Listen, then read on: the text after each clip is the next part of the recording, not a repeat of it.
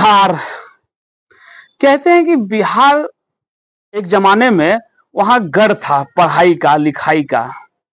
आज वो गढ़ जातिवाद में बदल गया, परिवारवाद में बदल गया। वहां एक लोकतांत्रिक परिवारवाद है या पारिवारिक लोकतंत्र, ये कहना बहुत मुश्किल है। हम इन बातों को इसलिए कह रहे हैं क्योंकि एक सर्वे आया है। यह सर्वे है सी वोटर का। उसमें कहा गया है कि मुख्यमंत्री कौन लोकप्रिय होगा और कौन होना चाहिए, इस पर एक सर्वे रिपोर्ट है। यह सर्वे साल में 2-3 बार होता है। पिछले बार फरवरी में, फिर अप्रैल में और जून में हुआ है ये सर्वे तो दावा करता है कि हम डेली ट्रैकर करते हैं, डेली करते हैं। लेकिन हम खैर डेली की बात नहीं करते हैं, हम करते हैं फरवरी से जून के बदलाव की बात। हम बात करते हैं अमेरिका की अध्यक्षीय प्रणाली से ब्रिटेन के संसदीय प्रणाली के बीच में जो भारत अपना संविधान एडॉप्ट किया वो था ब्रिटेन का संसदीय प्रणाली। लेकिन ऐसे मानो कि जो इसके फोरफादर्स थे, नेहरू, गांधी, पटेल, अंबेडकर, वो तय तो किए कि हम संसदीय व्यवस्था में रहेंगे। लेकिन कई बार ऐसा लगता है कि हम लोग अध्यक्षीय व्यवस्था में रहते हैं, जहां किसी मुख्यमंत्री का नाम को आगे करके उसके खिलाफ या उसके पक्ष में वोट देती है यहाँ की जनता। कई बार ऐसा लगता है कि हम संसदीय व्यवस्था तो स्वीकार जरूर किए हैं, लेकिन हम अध्यक्षीय व्यवस्था को अपना लिए हैं। वैसे भी हमारा लोकतंत्र भी बहुत युवा है, मुश्किल से भी 75 साल इसका भी उम्र हुआ है इस लोकतंत्र का। लेकिन कई बार इस तरह के समय में जब 75 साल होता है तो कई तरह की अव्यवस्थाएं होती है जिसको धीरे धीरे सुधारा जा सकता है। अभी जिसे मानो कि हमारा लोकतंत्र संक्रमण काल से गुजर रहा है, धीरे धीरे ये व्यवस्था और अच्छी होगी, ऐसी कल्पना आप और हम मिलकर कर सकते हैं। रिपोर्ट में ऐसा कहा गया कि जो सबसे लोकप्रिय नेता है उनका नाम है तेजस्वी यादव। तेजस्वी यादव 2020 के बहुत बड़े चेहरे, लग रहा था जैसे मानो कि भाजपा को इस बार हरा के ही मानेंगे। तेजस्वी यादव, लग रहा था कि नीतीश कुमार के खिलाफ एक हवा, एक लहर चल रही है। वो नीतीश कुमार जो पिछले 15 साल से बिहार पर कब्जा किए हुए थे, उसको उखाड़ फेंकने के लिए तेजस्वी यादव एड़ी चोटी का जोर लगा रहे थे। पूरा युवा या कहें कि पूरा जनता तेजस्वी के साथ चली गई थी। जो भारतीय जनता पार्टी के खिलाफ गया था, भारतीय जनता पार्टी में एनडीए में के कुनबा भी बिखर चुका था, जिसमें रामविलास पासवान जी के पुत्र श्री चिराग पासवान जी एक अपना नया दल बना के वो पूरे बिहार में चुनाव लड़ रहे थे एलजेपी से। 243 सीटों पर चुनाव में 243 सीटों पर वो चुनाव लड़ रहे थे। सभी पर अपना उम्मीदवार तय किए और सभी को अपना चुनाव जितवाने के लिए एड़ी चोटी का जोर लगाए। भाजपा को वहां नुकसान हुआ। कई बार कहा गया कि जैसे कि चिराग पासवान हनुमान है। ऐसा कई बार लगा कि भाजपा से वो बदला ले रहे हैं। अपने पिता का जब गद्दी छूटा तो उनको चाचा को वो गद्दी सौंप दिया गया, जबकि उसके हकदार वो मानते थे कि हम हैं। इसका बदला भी लिया गया, ऐसा कहा जाता है। लेकिन राजनीतिक गलियारों में भी ये कहा जाता है कि शायद वो हनुमान थे। भाजपा जैसे उनको नचाना चाहिए वैसे नचाई। दोनों तरह की विधा का, दोनों तरह की अफवाहें हैं। इसमें सच्चाई कितना है कहना मुश्किल है। लोग अपने अपने हिसाब से इसका परसेप्शन बनाते हैं, इसका नरेशन बनाते हैं।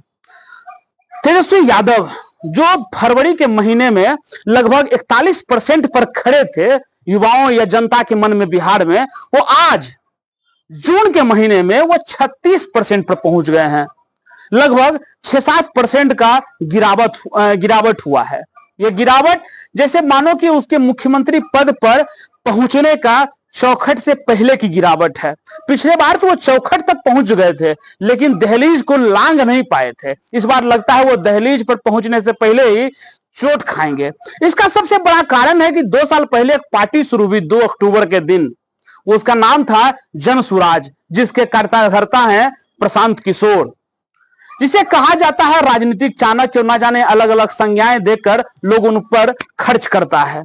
लेकिन प्रशांत किशोर भी बढ़े हैं। प्रशांत किशोर जो जून के महीने में लगभग 15% पर थे, आज वो 18% पर खड़े हैं। प्रशांत किशोर धीरे धीरे उनकी मेहनत रंग ला रही है। 2 साल पहले प्रशांत किशोर को कोई जानने वाला नहीं था। आज प्रशांत किशोर बिहार के जनता के मन में अपना घर बना चुके हैं। धीरे धीरे प्रशांत किशोर जनसुराज पार्टी पूरे बिहार में पदयात्रा से मेहनत करते हुए वहां तक पहुंची है जहां उनका हक है पहुंचने का, एक लोकतंत्र में एक विकल्प देने का। बिहार की जनता विकल्पहीन थी, उसे लग रहा था हम जिसे वोट करते हैं वो चुनाव में नहीं जीत कर वो कोई और जीत जाता है।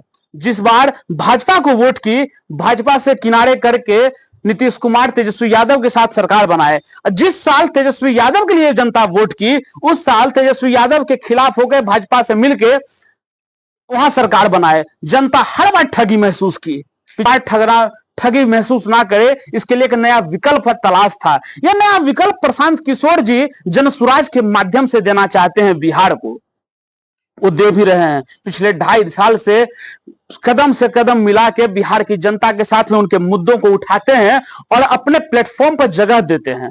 वो एक एक मुद्दे या छोटा हो या बड़ा, जैसे महिलाओं के मुद्दों की बात करें, जिस तरह के महिलाओं का शराबबंदी का मुद्दा था, इस मुद्दों को जिस तरह से उठाए और कहे कि बिहार ये गलत कर रहा है शराब बंद करके, उसको शराबबंदी कानून को तुरंत यथाशीघ्र हटा लेना चाहिए। यहां से अपराध और जातिवाद ये दोनों बढ़ता जा रहा है।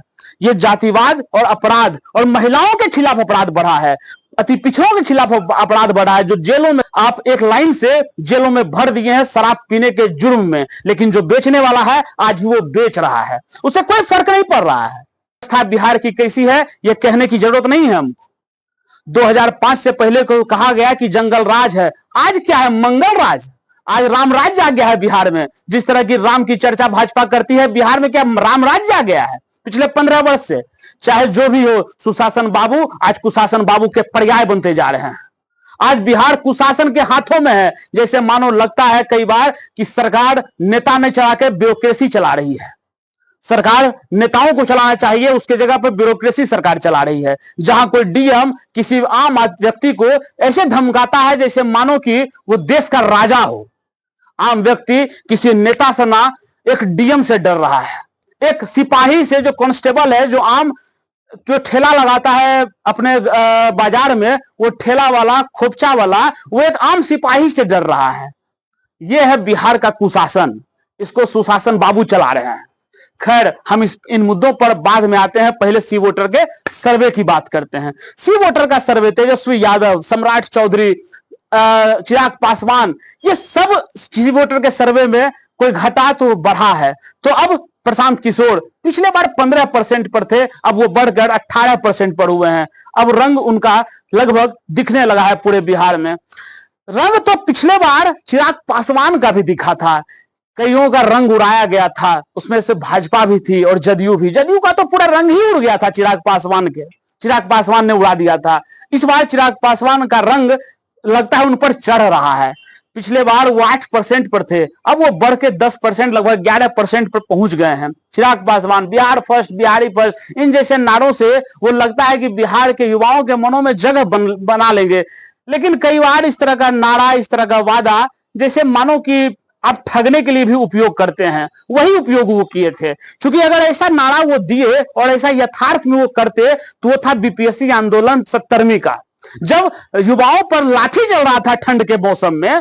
तब अगर वहां पर तेजस्वी यादव, तब वहां पर चिराग पासवान अगर खड़े हो जाते तो शायद लगता है कि युवाओं के मनों पर, युवा फर्स्ट की बात जो करते हैं, बिहार फर्स्ट और बिहारी फर्स्ट, तब लगता है कि वो खड़े हो गए हैं और अपने कैबिनेट पद से वो इस्तीफा दे दें अपने युवाओं के लिए। लेकिन ऐसा किए नहीं। इस तरह के नारों से कितनी भाजपा, कितनी बिहार की जनता अपने आप को एसोसिएट करती है, ये एक सवालिया निशान इस पर जरूर है। लेकिन चिराग पासवान का रंग तो चढ़ा है, 8% से बढ़ के 10% पर आए हैं। रंग तो लगता है जैसे उड़ा हुआ है भाजपा का। भाजपा का सबसे लोकप्रिय नेता जो भाजपा मानती है, उनका नाम है सम्राट चौधरी। सम्राट चौधरी शकुनी चौधरी के बेटे। बिहार में पहले वो भारतीय जनता पार्टी के प्रदेश अध्यक्ष बने। वो धीरे धीरे अब उनको उप मुख्यमंत्री बनाया गया। वो प्रदेश अध्यक्ष बने तो एक साफा बांधे, आप लोग जानते होंगे साफा। वो कहा गया ये मुरेठा तब खुलेगा जब हम नीतीश कुमार को गद्दी से उतार देंगे। मुरेठा तो खुला, लेकिन अब गद्दी से कोई उतरा नहीं था, गद्दी पर बैठा था, वो थे सम्राट चौधरी। अब मुरेठा खुलने के लिए नहीं हुआ था, वो मुरेठा बांधा गया था कुर्सी पर बैठने के लिए। कुर्सी पर बैठ गए थे सरयू नदी किनारे अपने मुरेठा को बहा के। लेकिन खैर उन पर बाद में आते हैं, पहले उनके आंकड़ों पर आते हैं। उनका आंकड़ा भी बढ़ा है, पहले वो 8% पर थे, अब लगभग वो भी 10% के आसपास पहुंच गए हैं। वो भी अब लगभग 10% के आसपास पहुंचे हैं। उनका भी आंकड़ा धीरे धीरे बढ़ रहा है। सबसे ज्यादा दुर्गति तो हमारे मुख्यमंत्री की है, उनका नाम है नीतीश कुमार। नीतीश कुमार सुशासन बाबू, बिहार के कायाकल्प करने वाले, महिलाओं को सशक्त करने वाले। अगर असलियत में कहें पूरे भारत में महिलाओं को सशक्त किया तो गुजरात में नरेंद्र मोदी, मध्य प्रदेश में शिवराज सिंह चौहान, तो वहीं बिहार में नीतीश कुमार। साइकिल योजना याद है, 2007 में साइकिल योजना आया था, जैसे लगा कि लड़कियों में, महिलाओं में पंख दे दिया गया हो। आज जो बिहार की लड़कियां जिस भी पदों पर है, जहां जहां पहुंची है, उसी साइकिल योजना के बदौलत पहुंची है। एक समय में इस पर हम एक वीडियो अलग से बनाएंगे साइकिल योजनाओं पर। जो नीतीश कुमार जो काम किए वो अकल्पनीय था महिलाओं के लिए। लेकिन कहते हैं एक समय आता है जब आपको छोड़ देना चाहिए कुर्सी को। नीतीश कुमार के लिए समय सही था कि छोड़ देना चाहिए था कुर्सी। लेकिन कहते हैं ना कि कुर्सी एक ऐसा चीज है जो सट के बैठता है, वो सटा रह जाता है, वो फेविक्विक का काम करता है। आप सटते हैं तो सटे रह जाते हैं। वही नीतीश कुमार के साथ में है। ऐसे जाना चाहिए, लेकिन रिटायर्ड जल्दी कौन होना चाहता है? सबको लगता है कि जब तक जीवित हैं तब तक काम करें, लेकिन काम आप जनता के लिए कीजिए। कुर्सी पर बैठ के ही आप काम नहीं कर सकते हैं, आप कुर्सी से हट के भी काम कर सकते हैं। लेकिन नीतीश कुमार जी कहाँ इन सबको मानने वाले हैं, वो बैठे हैं कुर्सी पर। लोकप्रियता उनकी घट नहीं रही है, बहुत तेजी से घट रही है। पिछले बार वो लगभग 18% पर थे और आज 17% पर। मतलब कि नेता विपक्ष पिछले बार 41% पर और नेता पक्ष 18% पर है। कितना का गैप है आप खुद सोच सकते हैं, लगभग दोगुने का गैप है। लेकिन इसमें तीसरी पार्टी का जन्म लेना बिहार के लिए एक सुखद संदेश भी है, सुखद अनुभव भी है कि तीसरी पार्टी आएगी। एक चैलेंज, कंपटीशन बढ़ेगा। जहां कंपटीशन बढ़ेगा वहां प्रतियोगिता होता ही एक बेहतर से बेहतर विकल्प को लेने के लिए। तो बेहतर से बेहतर विकल्प इस बार देखते हैं कौन देता है। हम इसी तरह से आपसे जुड़ते रहेंगे आपके मन के सवालों के साथ में। आपको ये कैसा लगा ये सी वोटर का सर्वे? आप अपनी राय आप मेरे कमेंट बॉक्स में बता सकते हैं कि आपके हिसाब से कौन लोकप्रिय ज्यादा है, कौन लोग है जो इस बार मुख्यमंत्री पद पर पहुंच सकता है, किसको आप चाहते हैं कि मुख्यमंत्री बने। आप मेरे कमेंट बॉक्स पर जरूर बताएं और देखते रहें आपका सवाल। आपके